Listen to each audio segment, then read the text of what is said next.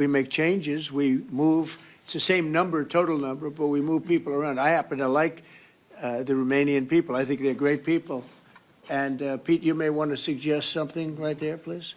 Absolutely. No, nothing was uncoordinated with the White House. It's all part of the view that we have of Europe, and there will remain troops in Romania, but there's some change in how we rotate and how many we rotate. And the relationship with Romania is very good, right? It's very good, and we've coordinated all this with Secretary General Ruta, with throughout EUCOM, throughout our allies. Everyone was notified in advance. The relationship with Romania is very good. The relationship with Europe is very good.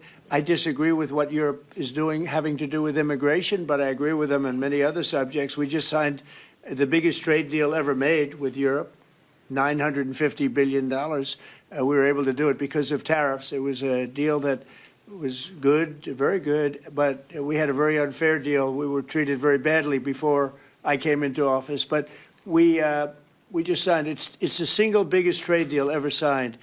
So we have a very good relationship with Europe. Yeah.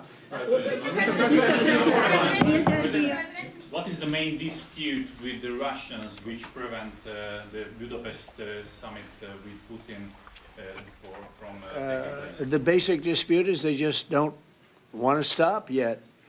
And I think they will. I think it's taken a big toll on Russia, a big toll on both countries, obviously, but it's taken a big toll.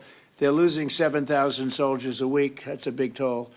And between the two of them, divided, you know, with Russia losing more soldiers, actually. But they're both losing a lot of people. And that's the primary thing that, with me, it's not economic, it's not money. In fact, we don't spend any money. We send it to NATO. They pay us for our missiles and for our military and everything else. We don't. It's not a question of money. It was with Biden. He spent $350 billion. He got nothing for it. The war would have never happened. If I were president, the war would have never happened. I think you would agree with that. This war would never have happened if I were president. It's stupid that it happened. But it did happen. I inherited the war, and I think we're going to get it ended. Not too distant future. Mr. President, Yes, please.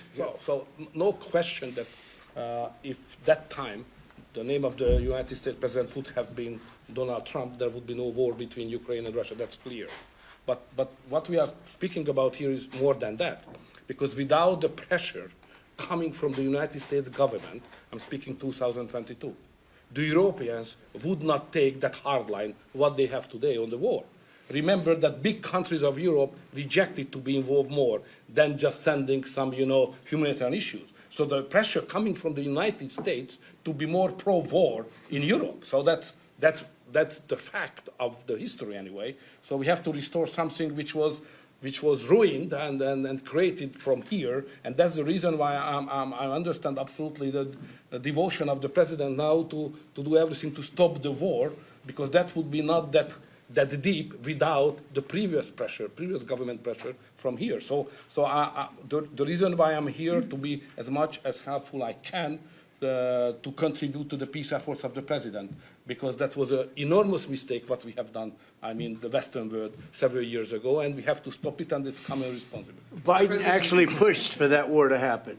Okay, if you can believe it. Nobody can believe it, but it's one of those things. And now look what happened. Look what's happened to Ukraine. It's a much smaller country. A lot of people are dead.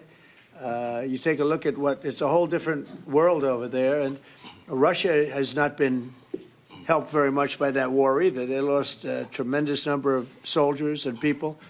And, look, that war should have been a one-week war. I don't know why it's taken. This is 4 years. Should have been 1 week. Should have been over with, but it would have never started. Should have never started. And I would have solved the problem without giving up anything. Ukraine would have remained as is. So there were tremendous mistakes long before I got there.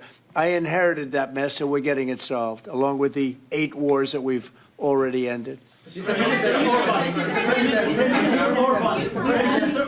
President, what is America's interest cultivating